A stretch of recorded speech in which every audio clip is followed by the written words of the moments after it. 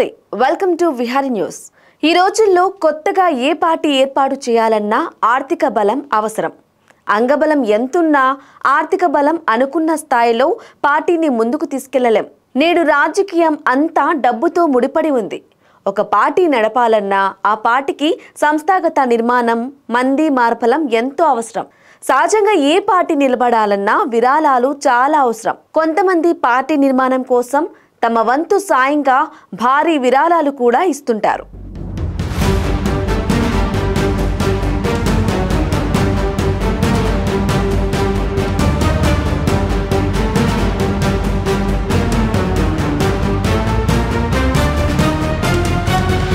రెండు 2023 ఆర్థిక సంవత్సరానికి సంబంధించి రాజకీయ పార్టీల ఆడిట్ రిపోర్టులను ఎన్నికల సంఘం విడుదల చేసింది।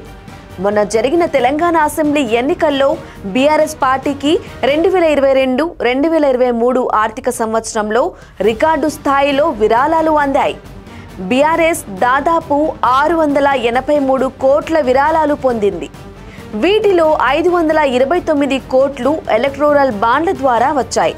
అంతకు ముందు ఏడాది బీఆర్ఎస్ కు 193 కోట్ల రూపాయలు విరాళాలు రాగా వాటిలో ఎలక్టోరల్ బాండ్ల ద్వారా దక్కినవి 153 కోట్లు। మొన్నటి ఎన్నికల నేపథ్యంలో ఈ ఏడాది బీఆర్ఎస్ భారీ ఎత్తున విరాళాలు సేకరించిందని ఈ గణాంకాల ద్వారా తెలుస్తోంది। ఈసీ రిపోర్టులో ఎలక్టోరల్ బాండ్లు, చందాలు, పత్రికలు, పుస్తకాల అమ్మకాలు, సభ్యత్వ రుసుముల ద్వారా పార్టీలకు లభిస్తున్న ఆదాయం తాలూకు వివరాలు ఉంటాయి। అలాగే ఏపీలో అధికారంలో ఉన్న వైఎస్ఆర్సీపీకి 68 కోట్ల రూపాయలు విరాళాలు సేకరించగా వీటిలో ఎలక్టోరల్ బాండ్ల ద్వారా 52 కోట్లు వచ్చాయి। ఇక ఒరిస్సాలో నవీన్ పట్నాయక్ సారథ్యంలోని బీజేడీ 152 కోట్ల రూపాయల విరాళాలను పూర్తిగా ఎలక్టోరల్ బాండ్ల ద్వారానే సమకూర్చుకుంది। ఆప్కు లభించిన 84 కోట్ల రూపాయల విరాళాల్లో బాండ్ల ద్వారా వచ్చినవి 45 కోట్లు।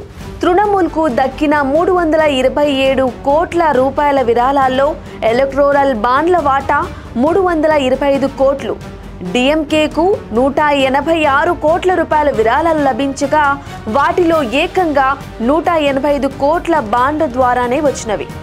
అయితే గతంలో వీటిలో పలు పార్టీలు ఎలక్టోరల్ బాండ్ల విధానాన్ని తీవ్రంగా వ్యతిరేకించినవి అవడం గమనార్హం। బాండ్లను వ్యతిరేకిస్తూ న్యాయ పోరాటం చేసిన సిపిఎం తన విధానానికి కట్టుబడి ఉంది।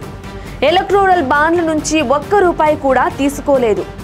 విరాళాలు, రుసుములు, చందాల ద్వారానే ఆ పార్టీ 63 కోట్ల రూపాయలు సేకరించింది। కాంగ్రెస్, బీజేపీ తదితర పార్టీల ఆడిట్ రిపోర్టులను ఈసీ ప్రస్తుతానికి వెల్లడించలేదు। కాగా టీడీపీకి ఈ ఏడాది 11.92 కోట్ల రూపాయల విరాళాలు లభించగా ఇందులో ఎలక్టోరల్ బాండ్ల నుండి టీడీపీ ఒక్క రూపాయి కూడా సేకరించలేదని ఎన్నికల సంఘం వెల్లడించింది। For more updates keep watching Vihari news.